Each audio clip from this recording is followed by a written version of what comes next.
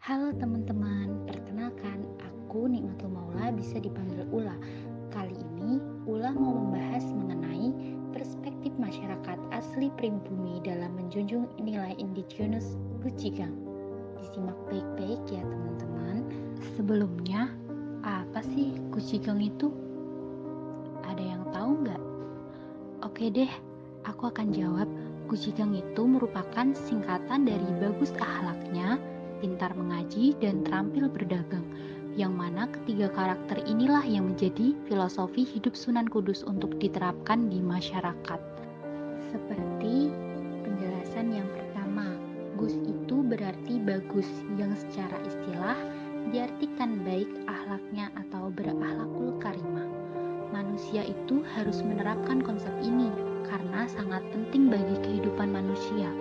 Selain melaksanakan perintah ibadah, dalam Islam tentunya dibarengi dengan perilaku yang bagus, sehingga akan mencetak generasi berakhlak atau berkarakter. Lalu yang kedua ada Ji, yang mempunyai banyak penafsiran di kalangan masyarakat Kudus.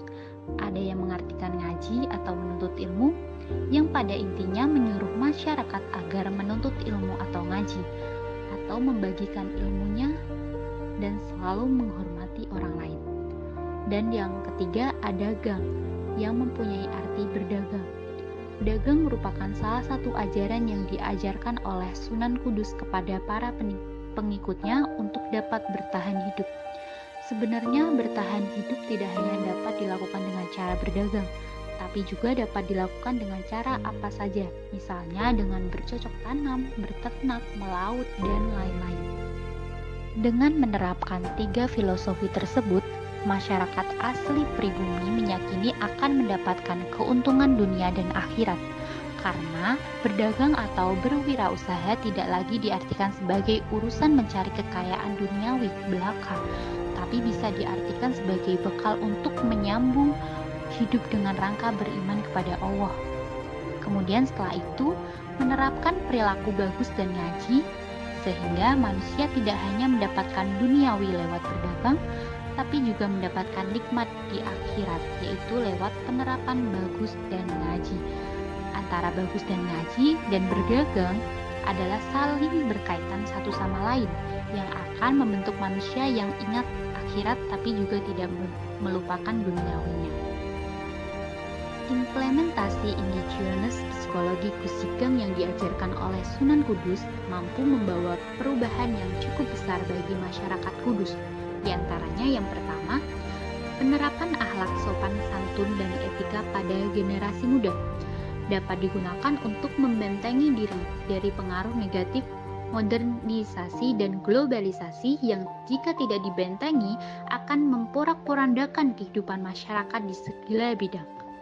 Penerapan akhlak yang lebih ditekankan pada generasi muda karena generasi muda akan menjadi penerus bangsa yang memiliki akhlak mulia, akan memajukan bangsa dan negara di masa mendatang.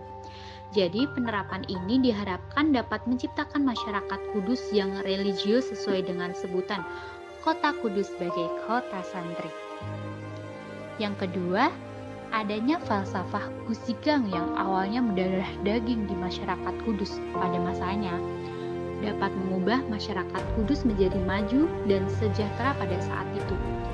Dari hal tersebut dapat diambil implementasi dengan mengubah mental masyarakat Kudus saat ini menjadi pribadi yang mempunyai mental seorang pengusaha. Karena pada saat ini banyak masyarakat Kudus yang lebih suka menjadi buruh atau pekerja daripada membuat usaha sendiri yang memunculkan jiwa entrepreneurship.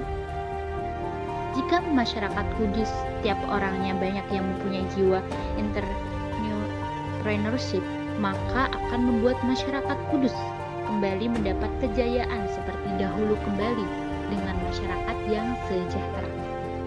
Lalu yang ketiga, pada saat itu, indigenous Gucigang digunakan Sunan Kudus untuk strategi dakwah Islam beliau, karena dalam falsafah Gucigang tersebut terdapat perintah untuk berdagang. Dalam berdagang setiap orang, pedagang dapat bertemu dengan orang-orang dengan beragam latar belakang.